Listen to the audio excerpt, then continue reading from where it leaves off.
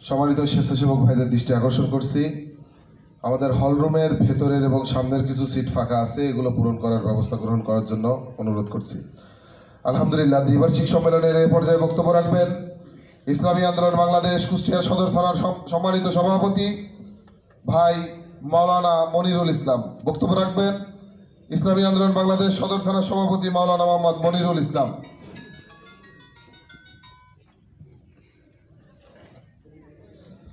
আসসালামু আলাইকুম ওয়া রাহমাতুল্লাহ। ইন্নাল হামদুলিল্লাহ নাহমাদুহু ওয়া নুসাল্লি আলা রাসূলিল কারীম। আম্মা বা'দ। আউযু বিল্লাহি মিনাশ শাইতানির রাজীম। বিসমিল্লাহির রহমানির রহিম। ইন্নাদ দীনা ইনদাল্লাহিল ইসলাম। উনিকে ছাড়াই কথা কোরআনে হাকিম থেকে আয়াতে কারিমা তেলাওয়াত করছি, যার অর্থ হচ্ছে আল্লাহ রাব্বুল আলামিনের কাছে সবচেয়ে মনোনীত জিনিস হচ্ছে আল্লাহ পাকের দ্বীন। কন্যা সুবহানাল্লাহ। আর এই দিনকেই বিশ্বনবী অন্তরের মণিকোঠায় ধারণ করে আল্লাহর দিন, আল্লাহর জমিনে প্রতিষ্ঠা করার জন্য রক্ত দিয়েছেন, জান দিতে প্রস্তুত ছিলেন। সেই সাথে সাহাবা আজমাইনরা দিয়েছেন, রক্ত দিয়েছেন, জান দিয়েছেন, মাল দিয়েছেন।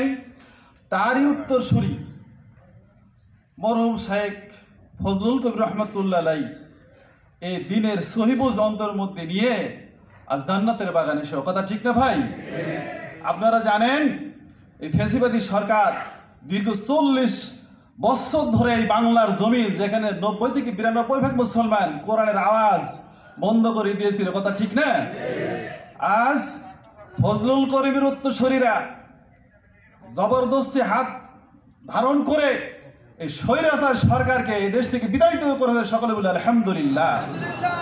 আজকে জমিন উর্বর, জমিনকে চাষ করা হয়েছে, কৃষকের ভাষায় বলা হয়। আর এই জমিন যদি এরকম পড়ে থাকে আবার আগাছা জন্মবে, কথা ঠিক না? এই জন্য আমাদের সকলকেই ঐক্যবদ্ধ হয়ে আল্লাহর জমিনে আল্লাহর দ্বীন প্রতিষ্ঠা করার জন্য জীবন এবং মাল দেওয়ার জন্য সকলে প্রস্তুত থাকবো ইনশাল্লাহ। রাজি আছি তো সবাই ভাই? আল্লাহ পাক সকলকে কবুল আর মঞ্জুর করে নিক, সকলে বলি আমিন।